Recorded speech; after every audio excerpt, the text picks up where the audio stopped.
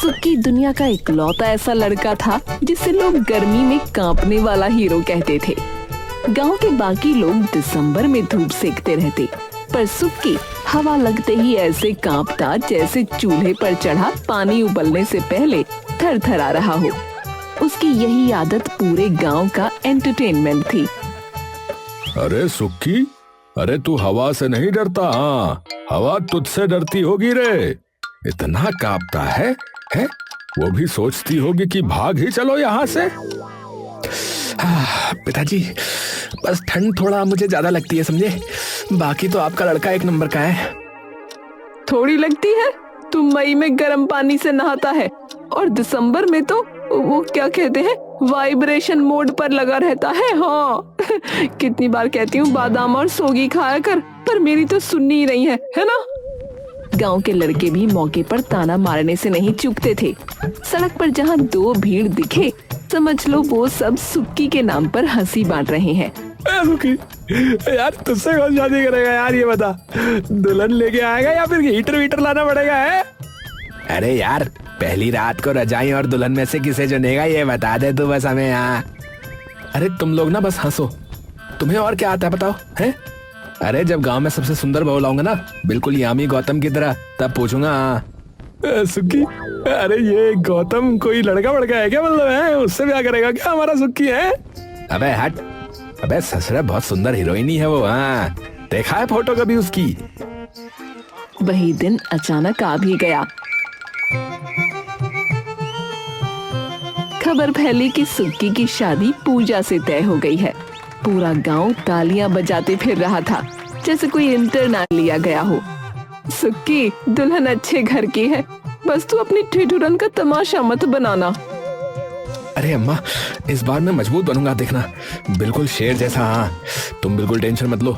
आज रात को सोगी और बादाम भिगो देना, अब से सुक्की रोज खाएगा ये। हाँ, क्या कहा? मैंने कुछ सुना शेर जैसा? तू तो ठंड में बिल्ली बन जाता है, बिल्ली। पर हाँ, कोशिश कर, वरना कुंवारा रह जाएगा, समझा? 2 बादाम खिला दो तो गर्मी हो जाती है इसे। पता नहीं क्या होगा इस लड़के का है? सुक्की ने इन बातों पर ध्यान नहीं दिया। वो तो पूजा के ख्यालों में खोया हुआ था। पूजा धूपगढ़ गांव की रहने वाली थी। धूपगढ़ नाम भले ही धूप जैसा सुनाई देता हो, लेकिन असल में वो बर्फीली जहन्नुम से कम नहीं था। लोग कहते थे कि यहाँ की ठंड इंसान नहीं मारती, इंसान खुद शर्म से मर जाता है कि वो इतनी देर से कांप क्यों रहा है। अरे भाजी, धूपगढ़ में आपका स्वागत है। यहाँ नवंबर आते ही लोग अंगीठी को अपने शरीर से इतना चिपका लेते हैं जितना हम अपने फोन को भी नहीं चिपकाते। हाँ, और दिसंबर में तो हवा ऐसे काटती है जैसे आरी चल रही हो जिस्म पर। इस गांव की सबसे बड़ी पहेली एक पुरानी परंपरा थी। शादी होते ही नवविवाहित जोड़े को पूरे गांव सहित 1 महीने तक खुले आसमान के नीचे सोना होता था। क्यों? ये सवाल जिसने भी पूछा उसे जिंदगी भर फिर खुले में ही सोना पड़ा। अरे भाई, रिश्ता मजबूत होता है और क्या। अरे भाई, ऐसा है, मैं बता रहा हूँ। देखो, आसमान जो है वो छत बनकर गवाही देता है। हाँ, गवाह भी तो चाहिए होते हैं ना, वही इसीलिए। हाँ, असली वजह असली वजह तो भगवान ही जानते हैं। पूजा इस प्रथा से बचपन से परेशान थी। हमेशा सोचती थी कि कौन से महापुरुष ने सोचा था।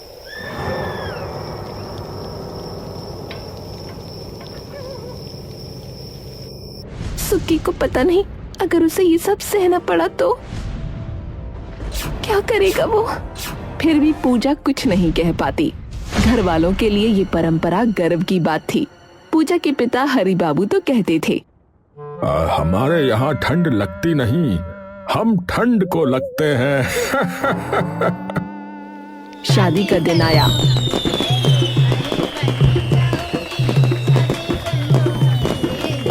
ढोल नगाड़ों से पूरा गांव हिल रहा था।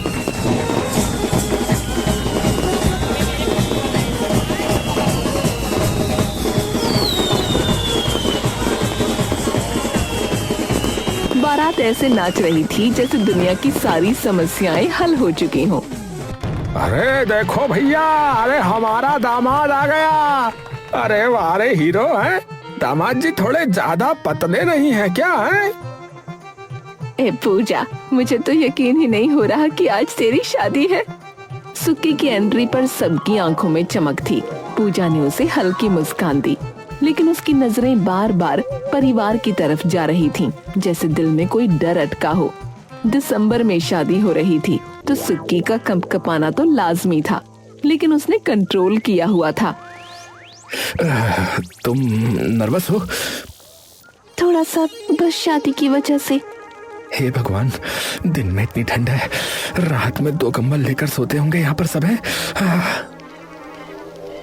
शाम होते होते सारी रस्में पूरी हो गईं। सुक्की को अब भी परंपरा की भनक नहीं थी। पूजा कई बार बताना चाहती थी, पर शब्द गले में ठंडी हवा जाते थे। तभी चाची ललिता और ताई सरस्वती ने बात छेड़ दी। कल से खास महीना शुरू होगा। हाँ, जमकर हवा चलेगी, अब मजा आएगा। सुक्की ने इन बातों पर ध्यान ही नहीं दिया, लेकिन पूजा के चेहरे से लगता था कि उसे सदमा लग चुका है। जब विदाई की बारी आई तो हरि बाबू ने बताया, अब आप लोग बारात ले जा सकते हैं, लेकिन हमारे दामाद जी यहीं रहेंगे। पर क्यों? अरे लगता है आप भूल गए हैं?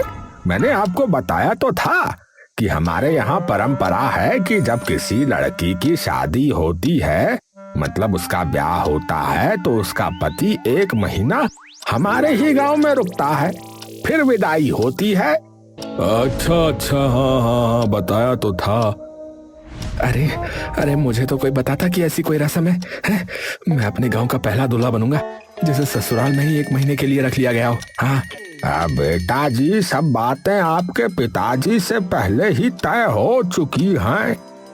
लेकिन मोहन ये बात अपनी पत्नी या बेटे को बताना भूल गया था, इसलिए वो लोग हैरान रह गए। ये आपने मुझे क्यों नहीं बताया? अरे मैं भूल गया था भाई, अब भूल गया तो भूल गया। अरे मतलब मैं 1 महीने के बाद जाऊंगा क्या घर को? जी दामाद जी, अब आप अपने लोगों को विदा कह दीजिए। सब लोग सुक्की को वहीं छोड़कर चले गए। सुक्की अब ठंड के साथ साथ डर से भी कांप रहा था। ससुर जी, कमरा कहाँ है? ऊपर है क्या? ऊपर है? हाँ बेटा, तो ऊपर ही जाना है। सुक्की की आंखों में चमक आ गई। उसे लगा, वाह, ऊपर का कमरा होगा, सबसे अलग, रोमांटिक लगेगा। लेकिन ऊपर पहुंचते ही उसके रोमांस का पोस्टर हवा में उड़ गया। लोग रजाई पकड़े बैठे थे और हवा ऐसी चल रही थी जैसे किसी ने पंखा नहीं, पवन चक्की ऑन कर दी हो। अरे हम यहाँ पर क्यों आए हैं पूजा? क्या बात है? यहाँ पर भी कोई रस्म है क्या? पिताजी ने पूरी बात नहीं बताई। दरअसल दूल्हे को 1 महीने छत पर सोना होता है सबके साथ। मजाक कर रही हो ना? सच्ची बताओ। देखो, ऐसे मजाक में 2-4 मिनट से ज्यादा नहीं झेल पाऊंगा, बता रहा हूँ। अभी नई शादी हुई है मेरी, में ज्यादा हिम्मत नहीं है। मेरी हड्डियां भी अब आपस में तालियां बजा रही है। देखो कैसे कटकटा रही हैं। क्या हो रहा है यहाँ पर इतना?